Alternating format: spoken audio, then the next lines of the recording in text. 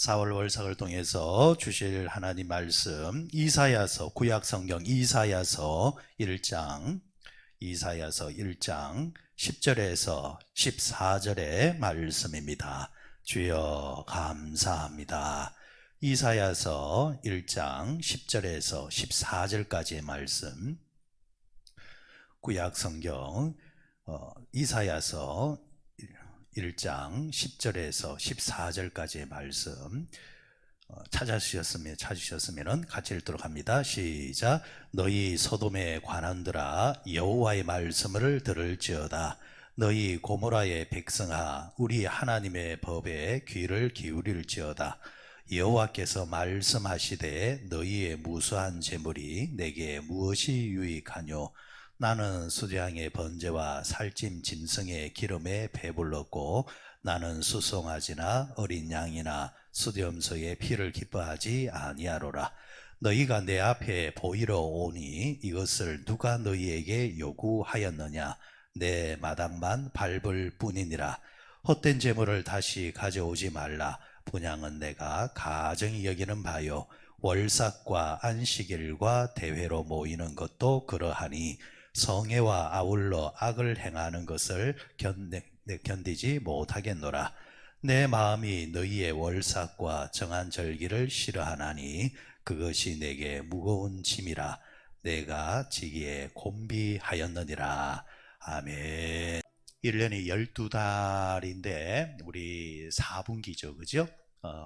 엊그저께가 2022년도가 시작했다 이랬는데 그 4분기 중에서 1분기가 지나갔습니다.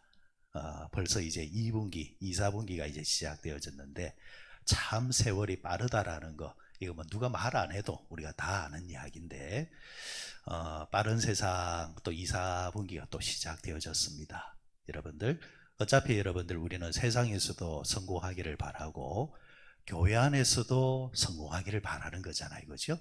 그런데 세상이 말하는 성공의 이유, 방법과 신앙생활 안에서 말하는 성공의 방법은 전혀 이제 다른 측면을 이야기하고 있는데, 특별히 여러분 이렇게 한번 따라 합시다.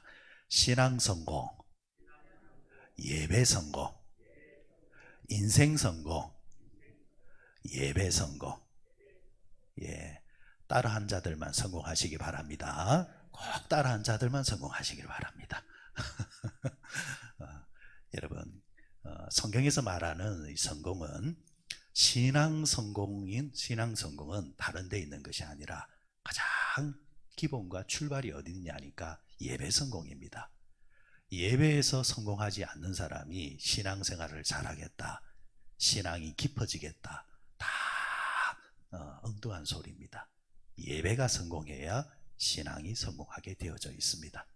마찬가지로 인생의 성공에 대해서 이야기할 때도 성경은 한결같습니다. 예배가 성공해야 인생 성공하겠다고. 그런데 자꾸 거꾸로 이야기를 해요. 무슨 거꾸로 이야기를 합니까? 성공하고 나서 예배 드리겠다는 겁니다. 잘 되고 나서 예배 드리겠다는 겁니다. 이거만큼 여러분 어리석은 게 없어요. 공부 좀 하고 합격하겠다는 거와 똑같은 이야기입니다. 학교를 가야 공부를 하는 것처럼 예배를 드려야 신앙을 성공할 수 있고 인생의 성공도 나오는 겁니다. 특별히 여러분, 우리가 만남의 이야기, 성공도 여러분 만남을 우리가 중요히 여기잖아요. 사람이 재산 중에 가장 큰 재산이 이제 인맥이라 이렇게 말을 하지 않습니까? 그래, 사람 재산이 가장 큰 재산이라 이렇게 말을 하는데, 그런데 가만히 생각해 보면은 이 만남 중에 최고의 만남이 뭐냐 하면은 예배입니다. 예배. 왜 그러냐 하면은 다른 만남은 다 뭐와의 만남입니까? 사람과의 만남이죠. 사람과의 만남이잖아요. 그런데 예배는 뭐와의 만남입니까? 하나님과의 만남입니다. 사람과의 만남은 인간적인 차원을 이야기하는 것이고, 하나님과의 만남은 신적인 관계, 만남을 이야기하는 것입니다. 결국 여러분, 우리가 흔히 하는 말처럼 사람은 길고 짧은 것은 대봐야 아는 것이고, 인생은 하늘에서 복을 줘야 된다. 우리가 늘 그렇게 말하지 않습니까? 먼저 된 자가 나중되고 나중된 자가 먼저 되는 거. 사실은 이거 인위적인 방법으로는 불가능한 거거든요. 어떻게 꼴찌가 1등을 할 수 있고 1등이 어느 날 갑자기 꼴찌가 되는 일, 이게 흔하지 않는 거거든요. 옛날에는 개천에서 용난다 이러지만 요즘은 그런 것도 없다잖아요. 그게 다 무슨 의미를 담고 있습니까?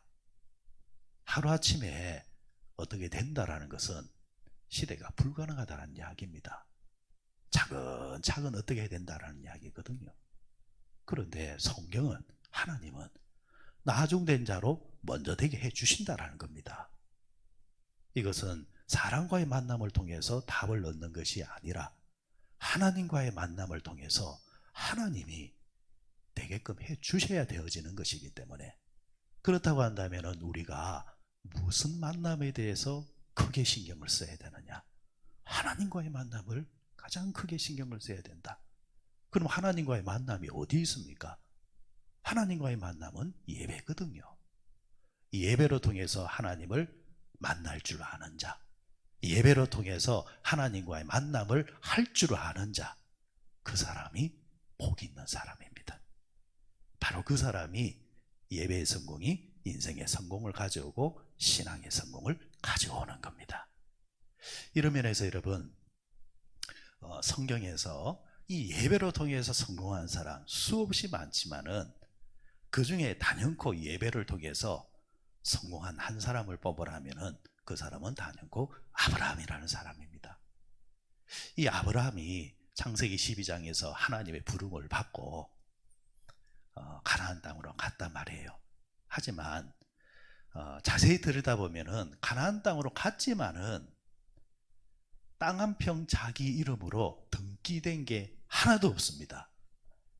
하나님은 네가 보이는 땅, 밟는 땅, 동서남북을 다 보라 하면서 주시겠다 약속하셨지만은 주시겠다 약속한 거지 실제로는 자기 이름으로 등기가 된 게 땅 한 평이 없단 말입니다. 그러면서 보면은 아브라함은 참 처량했을 겁니다. 그런데 그런 가운데서도 아브라함은 가장 신경 썼던 게 뭐냐면은 예배였습니다. 예배. 어디로 가든지 옆으로 이사를 가든지 항상 먼저 뭐부터 했느냐 하니까 하나님께 예배를 드렸습니다. 창세기 12장에 보면은 자신의 혈육이었던 하나밖에 없던 롯이 자기를 떠나갈 때도 그 떠나간 그 마음의 자리 위로받고자 그가 했던 게 뭐냐니까 하나님께 단을 쌓았더라. 이렇게 이제 말씀을 하고 있습니다. 그러니까 아브라함은 어디로 가든지 무엇을 하든지 가장 제일 먼저 했던 게 뭐냐니까 예배입니다. 예배. 이 아브라함의 예배에 최고의 예배, 최고의 하이라이트가 어디 나옵니까? 그게 아브라함이 쌓았던 모리아산의 예배잖아요. 이 예배는 희생의 예배입니다.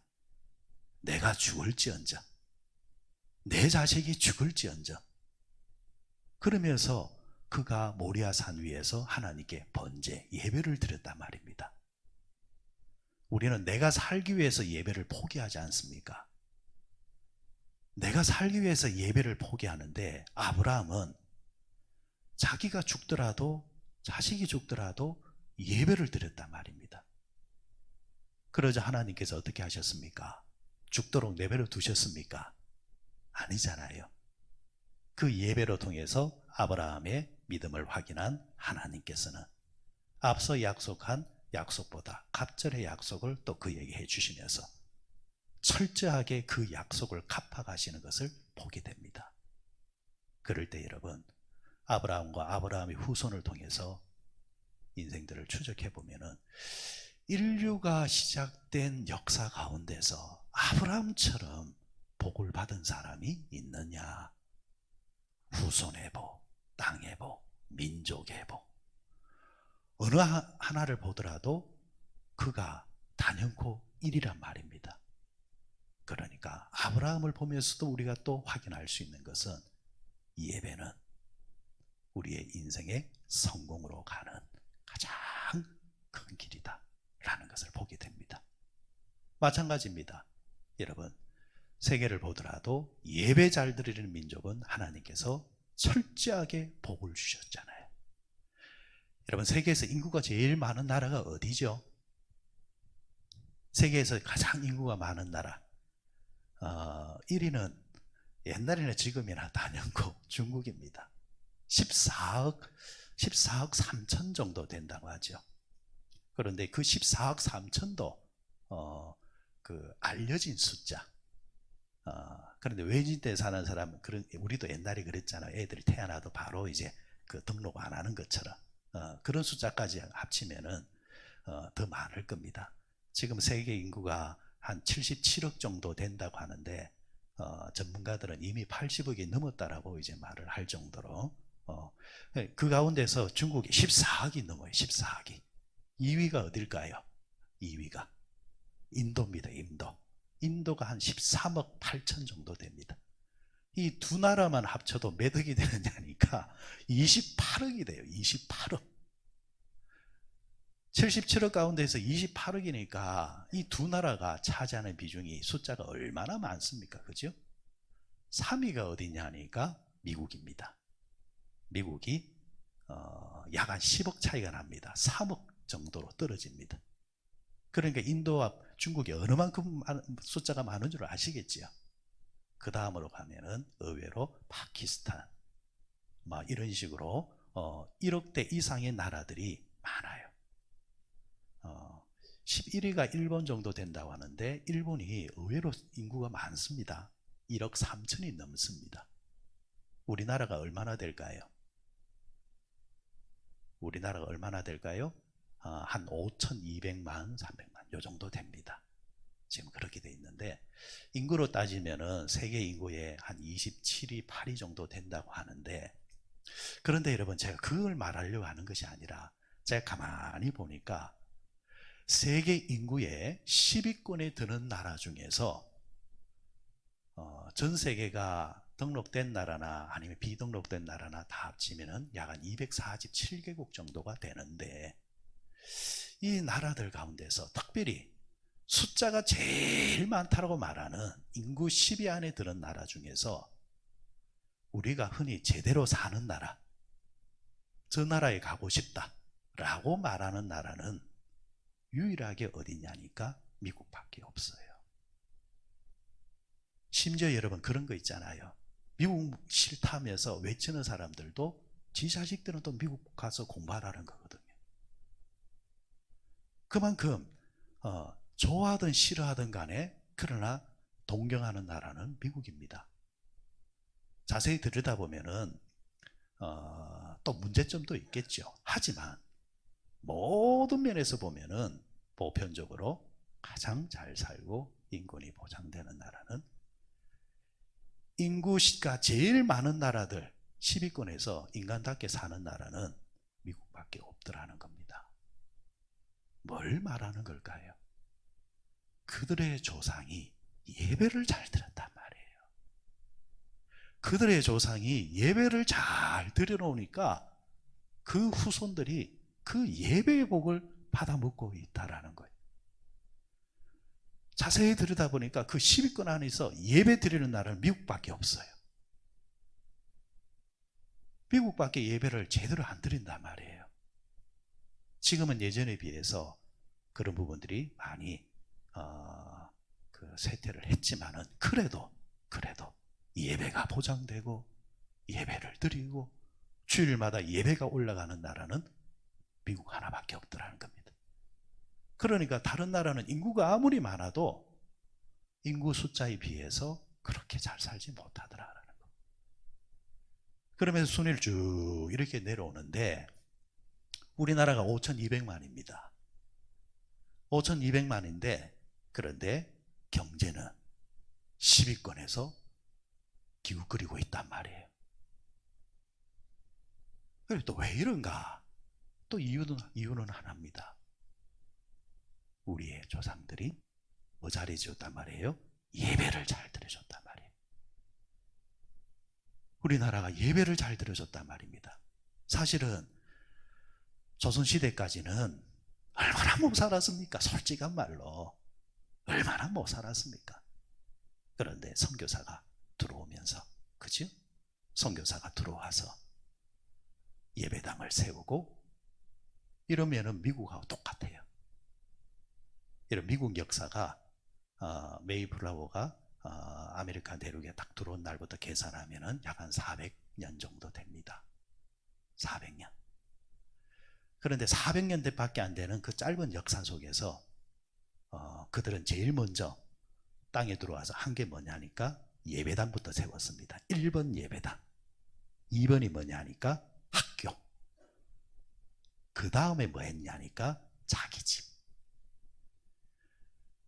우리나라도 마찬가지예요. 1950년에 전쟁이 딱 터지고 난 다음에 아무것도 없을 때에 특히 피난민들이 이 밑에 쪽에 사는 사람들은 그걸 크게 못 느껴요. 그런데 위쪽에서 내려온 사람들은 생사를 걸고 왔기 때문에 그 사람들이 뭘 가지고 오겠습니까? 거기에서 돈 가지고 온다고 해서 여기 돈이 쓰입니까? 집을 짊어지고 오겠습니까? 재산을 짊어지고 오겠습니까? 그냥 뭡니까? 애들 덩쳐업고 입을 냄비 하나 들고 그게 전부란 말입니다. 그런데 그들이 와서 시장에서 밑바닥에서 바둥바둥 거리면서 그 피난민들이 내려와서 부산의 국제시장에 장사 시작했잖아요. 그런 사람들이 그렇게 돈 벌어가지고 조금씩 모아가 제일 먼저 한 게 뭔 줄 아십니까? 패턴이 똑같습니다. 예배당부터 먼저 세웠습니다. 여러분, 부산에 여러분, 북에서 내려온 사람들이 예배당을 얼마나 많이 세워놓은 줄 압니까? 죄송합니다. 부산 사람들 별로 안 세웠어요. 위에서 내려온 사람들이 예배당을 세웠단 말입니다. 그리고 두 번째 뭐 했느냐? 학교 세웠습니다. 그 기독교 학교들이잖아요. 그리고 세 번째, 자기 집들을 세웠어요. 그런데 신기하고 놀라운 건요, 서울 쪽에, 서울의 남대문 시장의 경제권을 누가 짓느냐? 북한 사람이 지었어요. 부산에 내려와서 국제시장 경제권 누가 지었느냐? 북한 사람이 지었어요. 성경의 원리가 그렇다라는 거예요. 예배에 대해서 목숨 거는 자, 하나님이 그 인생을 축복하십니다. 이게 성경의 원리라는 거예요. 자, 그러면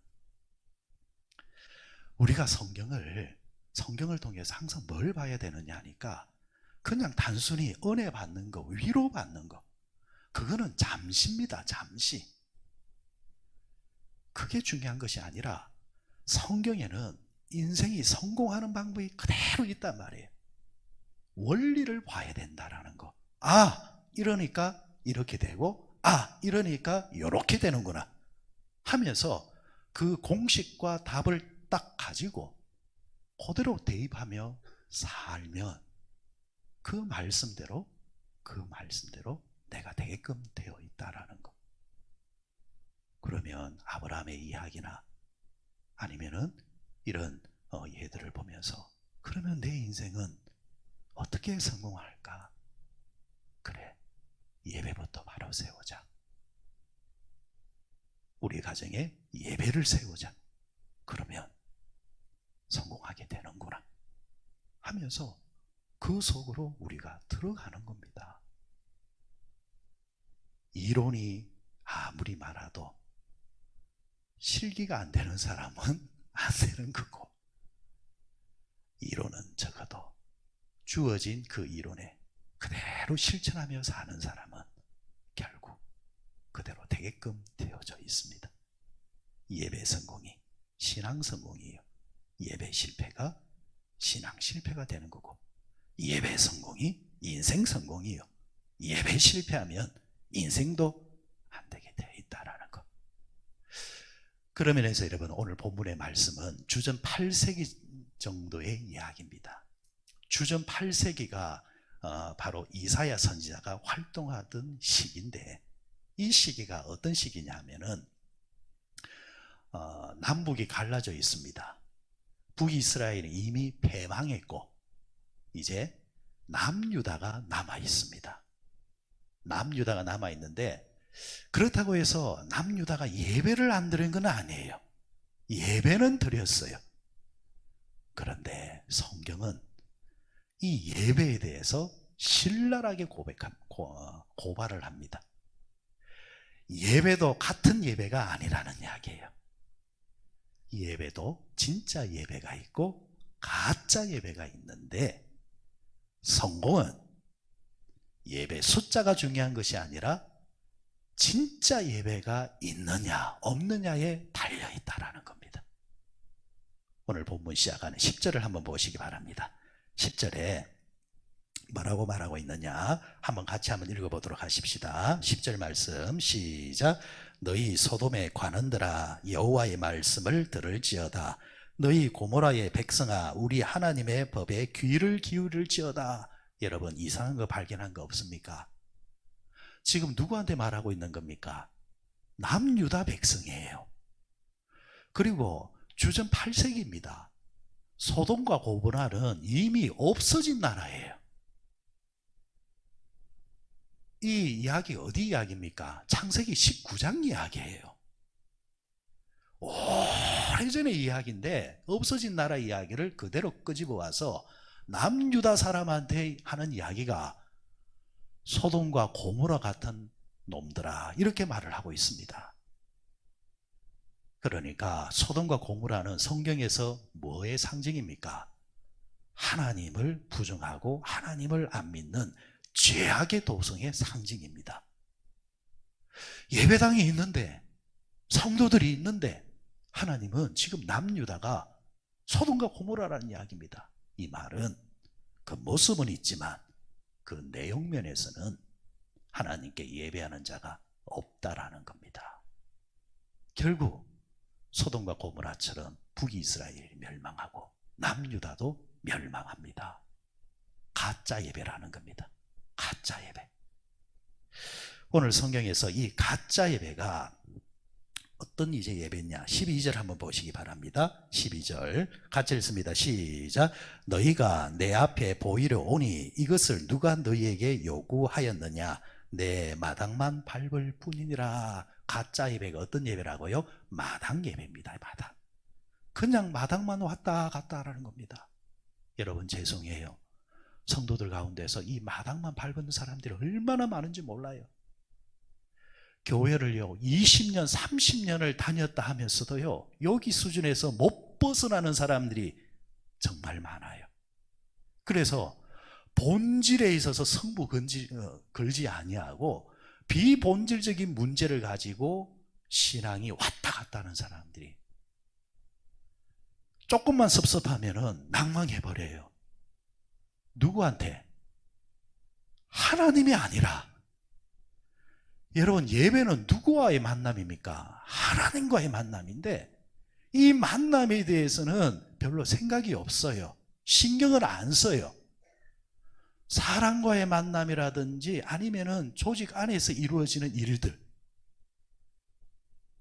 큰 의미에서는 하나님께 예배 속에 성교, 전도, 또 교제, 봉사 다 들어가겠지만 그러나 직접적인 만남은 예배거든요. 그래서 교회 안에서 가장 우선순위는 예배입니다. 예배. 다른 거는 부수적인 거예요. 그래서 다른 것이 조금 부족해도 하나님과의 만남이 있는 예배 속에서 성공하면 다른 거 다 묻어갈 수 있어요. 그런데 앞에 서야 하는 이 만남이 자꾸 희석이 되고 비중이 없어지니까 뒤에 부분이 이제 강해지니까 거기에 이제 휘둘린단 말입니다. 아니거든요. 여러분 하나님과의 만남, 이 예배, 그래서 마당이 아니라 안으로 쑥 들어와야 돼요. 어디로? 예배 안으로. 옛날에 그런 이야기들이 많았죠. 시골에 계신 할아버지 영감님이 도시로 올라왔습니다. 아들 내 집에 딱 왔단 말이에요. 그래 아들이 낮에는 출근해야 되잖아요. 낮 동안 시골 할아버지가 서울에서 뭐 하고 있겠습니까? 그러니까 아들이 아버지한테 아버지 오늘 낮에는 집에 계시지 마시고 저기 그 시내에 나가면은 극장이 있습니다. 극장 가가지고 구경하고 오세요 하면서 돈을 준단 말이에요. 아, 그래, 알았다. 그 돈 가지고 낮에 극장에 갔습니다. 그리고 몇 시간을 그렇게 극장 구경하고 이제 돌아와서 저녁에 아들하고 만났어요. 아버지, 오늘 극장 구경 잘 했습니까? 하니까, 아이고, 근데 야, 신기하더라. 내가 몇 시간을 그렇게 구경을 해도 돈을 안 받더라. 돈 달라 하는데 내가 말해줄 거고 하면서 그러네. 근데 자세히 이야기 들어보니까 무슨 이야기냐니까, 극장 구경은 했어. 영화 구경은 한 게 아니라 극장 앞에서 극장 구경하고 있은 거예요. 몇 시간을 그렇게 하고 그냥 하고 돌아온 거예요. 그래, 자기 딴에는 극장 구경하면 돈 줘야 되는데 돈을 안 받더라는 겁니다. 촌 사람이 뭘 알겠습니까? 극장 구경하라니까 진짜 극장 구경하고 온 거예요. 이 여러분, 어이없는 이야기가 오늘날 교회 신앙의 이야기일 수 있다는 겁니다. 교회 와서 교회 구경은 합니다. 사람 구경은 합니다. 그런데 그 극장에서 영화 구경하는 거하고는 다른 거잖아요. 하나님을 만나는 거하고는 다른 거잖아요. 이 부분이 중요하다는 겁니다. 이 부분이 마음이 없는 예배를 말하는 겁니다. 마당만 밟는 예배는 예배가 아닙니다. 2, 4분기가 시작되었습니다. 여러분, 신앙생활하는 우리, 인생에 크고 작은 문제도 있을 수 있고, 또 아니면은 오랫동안 신앙생활 해왔기 때문에 그런 노하우와 경력을 가지고 또 교회를 오고 갈 수도 있고, 여러분, 그렇지만 그 수준에 머물러 있거나 아니면은 생각 없이 지내왔던 그런 지난 날을 뒤로 한 채 2, 4분기 동안, 그래, 예배의 목숨을 한번 걸어보자. 한 번을 예배를 드리더라도 하나님과의 만남을 갈망을 하면서 예배를 드려보자. 찬송을 하나 하더라도 그냥 따라 부르는 것이 아니라 그 가사 하나하나에 나의 마음과 정성을 다하면서 한번 그분을 찾아보자.